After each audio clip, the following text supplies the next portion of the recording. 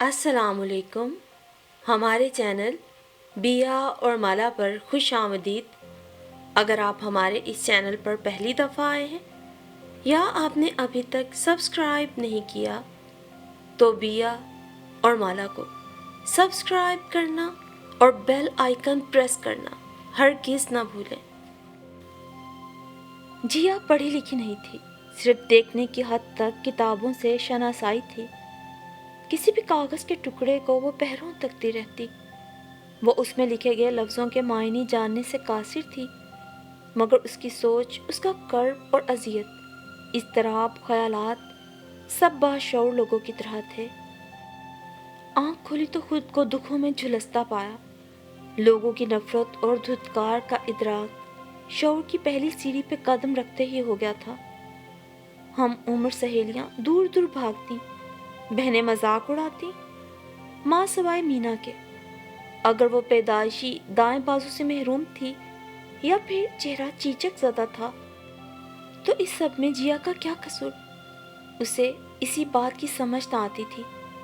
اس کا قد درمیانہ اور نقوش واجبی تھے، البتہ رنگت خوب صاف تھی. مگر یہ داغ. وہ 8 بہنیں تھیں، بھائی ایک تھا اور وہ بھی بہت کم سن. اسے اپنی ماں اچھی نہیں لگتی تھی اور نہ ہی بڑی تینوں بہنیں. کبھی سنا ہے کسی سے کہ اسے اپنی ماں ہی اچھی نہ لگتی ہو؟ مگر جیا کو نہیں اچھی لگتی تھی.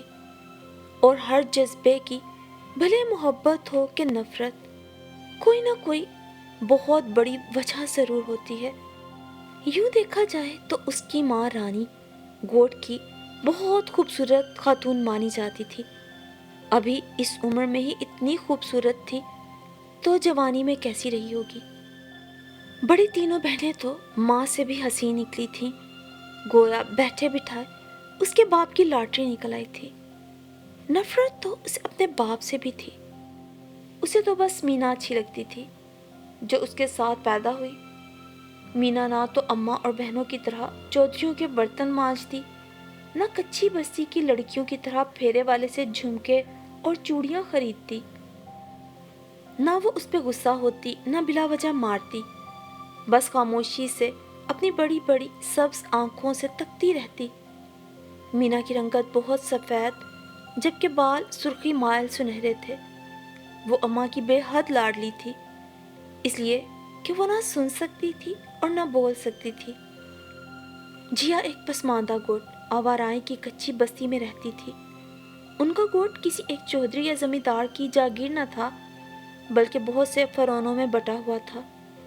اس کی بہنیں اور اماں لوگوں کے برتن مانجتی اور گھر گھر جھاڑو لگاتی تھی. بدلے میں انہیں رنگا رنگ کپڑوں اور چیزوں سے نوازا جاتا. وہ اپنی طرح کے لوگوں سے کہیں اچھا کھاتی اور بہتر پہنتی تھی. ان کا رہن سہن بھی کافی مختلف تھا. 2 پکے کوٹھوں پر مشتمل ان کا مکان کچی بستی کے سارے گھروں سے اچھا اور صاف ستھرا تھا. صحن کے بائیں جانب ایک بڑا سا کچا کمرہ بنایا گیا تھا جس میں بندھی بھوری اور تینوں بکریاں سارا دن شور مچاتی. ان کے مکان میں بجلی کی سہولت بھی تھی اور بجلی سے چلنے والا ریڈیو بھی. اس کا باپ دتا چودھری فضل حیات کی زمینوں پہ ہل چلاتا اور ڈیرا سنبھالتا تھا. تقریباً زمینوں کا سارا حساب کتاب ابے کے ہاتھ میں تھا. جب شام کی لالی رات کی سیاہی میں بدلتی تو یہ پکا مکان بھی جگمگا اٹھتا. بڑے بڑے اونچے شملے والے بان کی چارپائیوں پہ بیٹھے حکے کے لمبے لمبے کش لگاتے. اس کی اماں کے ہاتھ کی بنی چائے اور قہوے سے لطف اندوز ہوتے. اماں کے ہاتھ پرات کے وسط میں تھرکتے اور گلے سے سریلی آواز نکل کر پرنم فضا میں گونجنے لگتی. بہنیں تالیاں پیٹتی اور ماہیے گاتی. چودھری کی واہ واہ اور ابے کی خوشامد عروج پہ پہنچ جاتی. تبھی بڑے چودھری کا ہاتھ کلف لگے کرتے کی جیب کی طرف جاتا. اس میں سے نکلنے والے نیلے ہرے نوٹوں کو دیکھ کر ان کے سامنے رنگ جگمگا اٹھتے. آواز میں کچھ اور سر پیدا ہوتا. پھر چودھری ایک مخصوص اشارہ دیتا.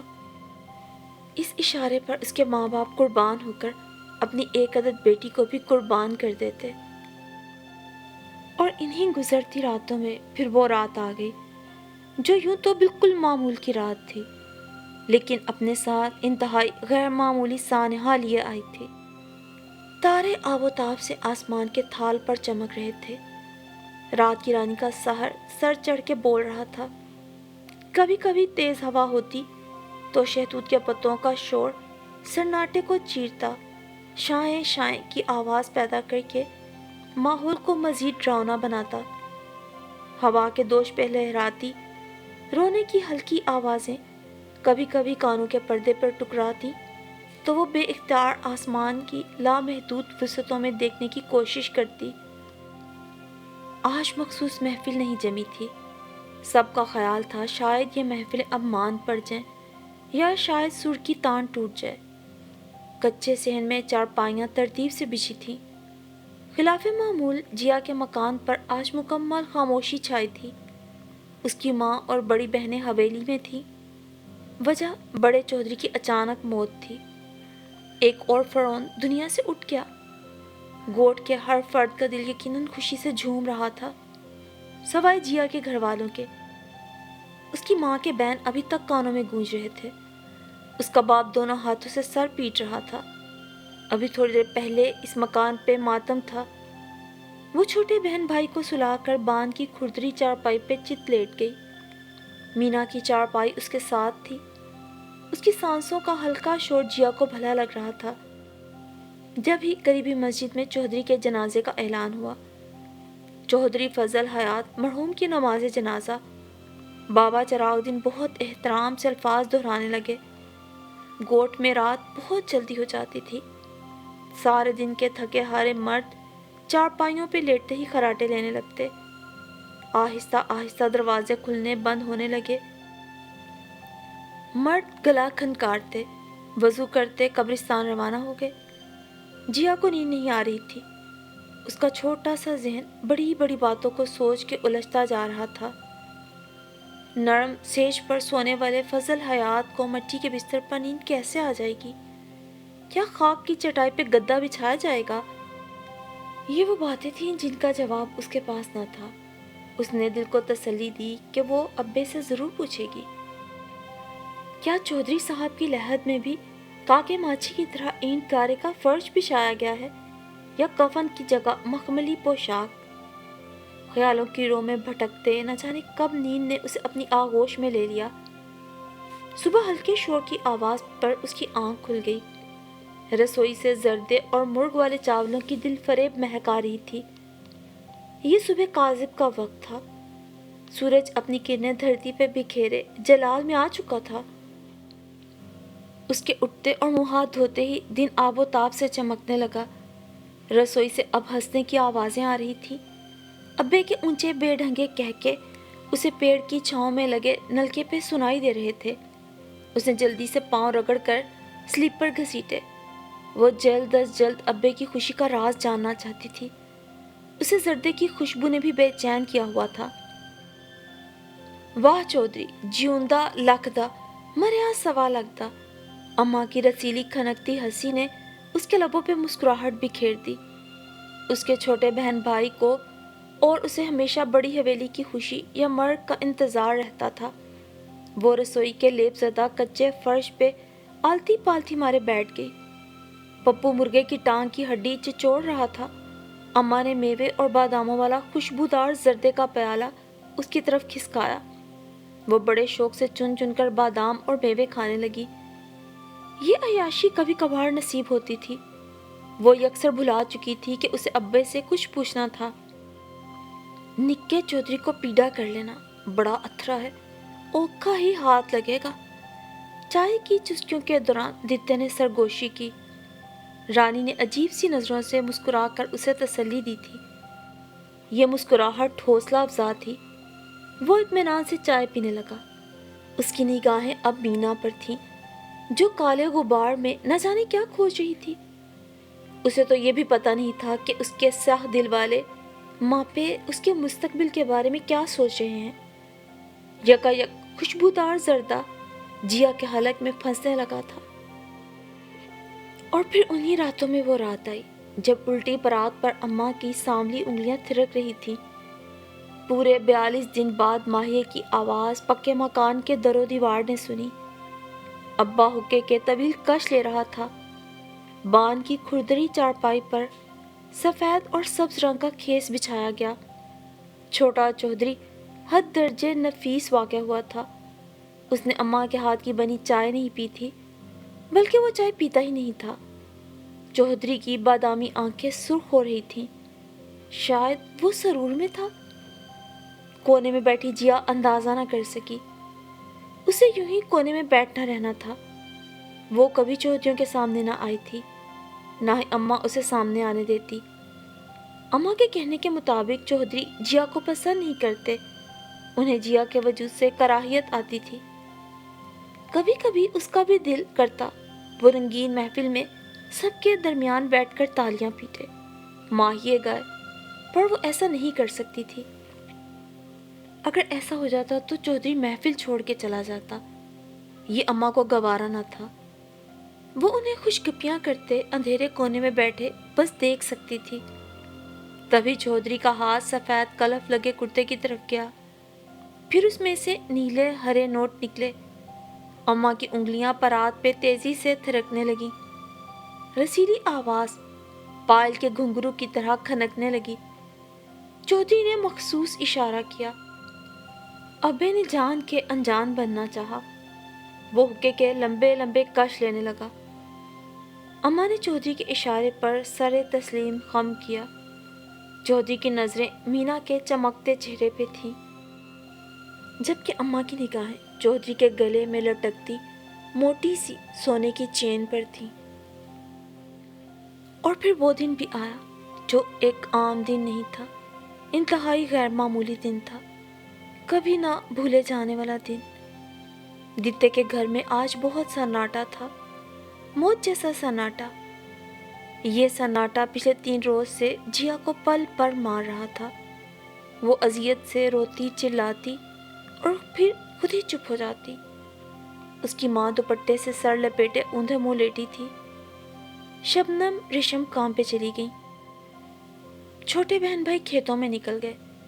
ابا، ہاں ابا نہ جانے کدھر تھا، وہ 3 روز سے گھر نہیں آیا تھا۔ جیا کا سر تکلیف سے دکھ رہا تھا، پر وہ اپنی اماں کی طرح ہائے بائے نہیں کر سکتی تھی، ورنہ اماں کی چپل سیدھی اسے آ کر لگتی۔ سو وہ کچی دیوار سے ٹیک لگائے مینا کی بکری کے بچوں کو دیکھنے لگی۔ بکری کے دونوں جی مینا نے اپنی خوشی سے ایک اسے اور دوسرا پپو کو دے دیا تھا۔ اس کا دل پھٹنے لگا۔ پانی کی شدید طلب نے اسے ستایا۔ جیا نے دل کے مقام پہ ہلکی ٹیسوں کو اٹھتے محسوس کیا۔ پسینے کی بوندیں چیچک زدہ چہرے پہ پھیلنے لگی۔ شہتوت کے درخت پہ بیٹھی کوئل ادھر ادھر منڈلا رہی تھی۔ آس پاس ڈھیروں کوے ٹوٹے گھونسلے کو دیکھ کر چلانے لگے۔ اس نے بکھرے بکھرے نڈھال پنچھیوں کو دیکھا، پھر پانی پینے چل دی۔ نہ جانے بھوک کہاں جا سوئی تھی۔ جیا 3 روز سے بھوکی تھی۔ حالانکہ چھوٹے چودھری کے بیاہ کا زردہ رسوئی میں پڑا تھا، پر جیا نے آنکھ اٹھا کر بھی اس کی طرف نہ دیکھا۔ اس کا بس چلتا تو یہ زردہ رسوئی کی بجائے کوڑے کے ڈھیر پہ ہوتا۔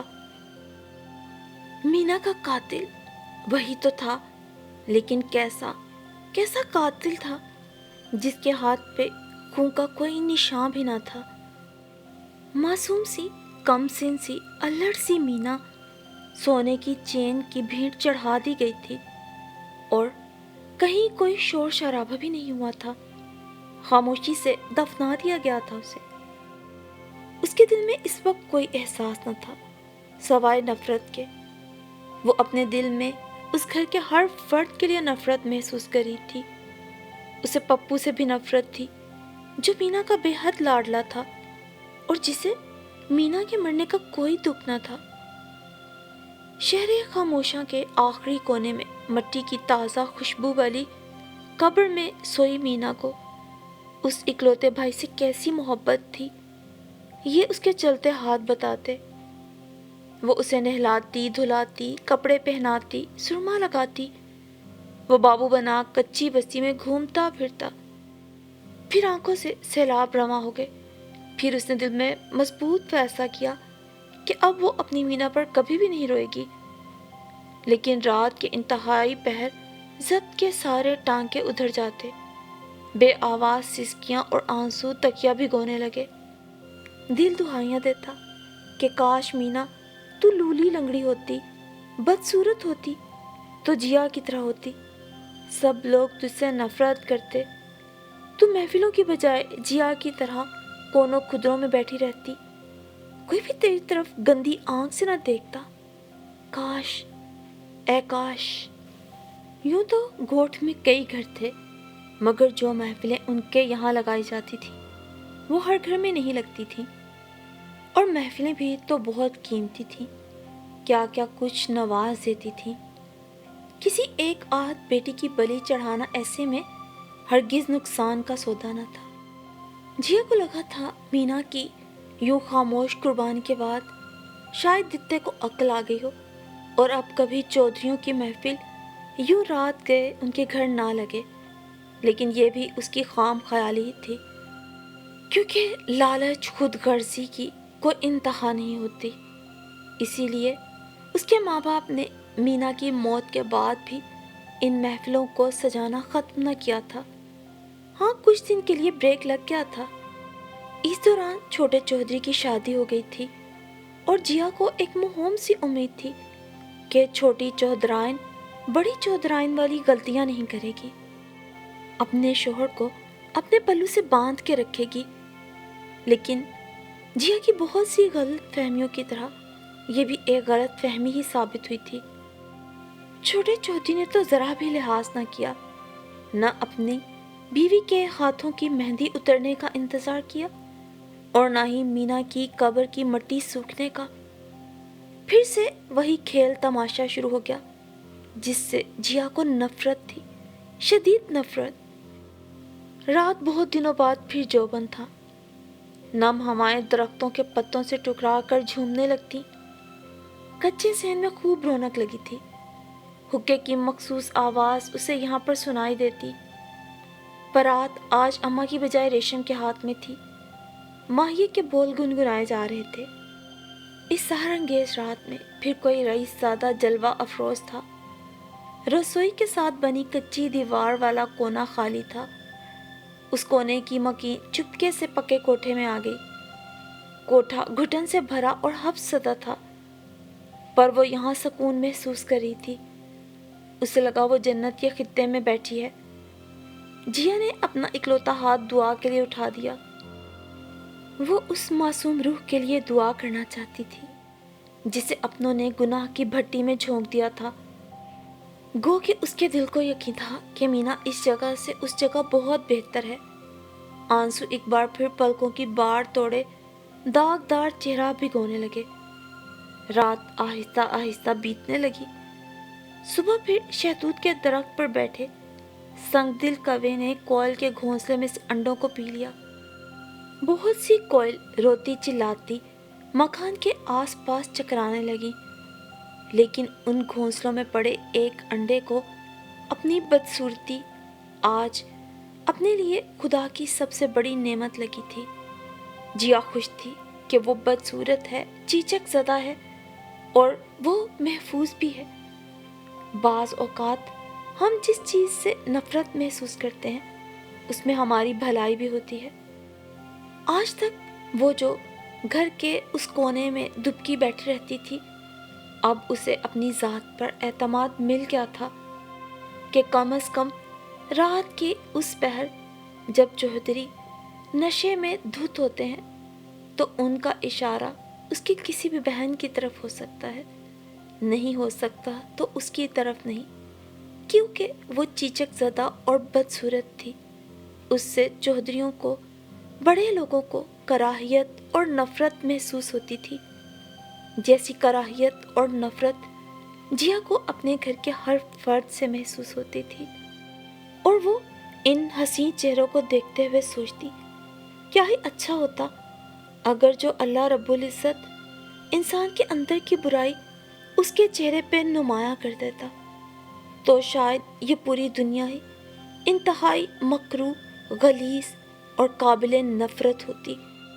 کہ خدا کا بنایا ہوس کا مارا یہ مٹی کا پتلا اگر دیکھا جائے تو جانوروں سے بھی بدتر ہے۔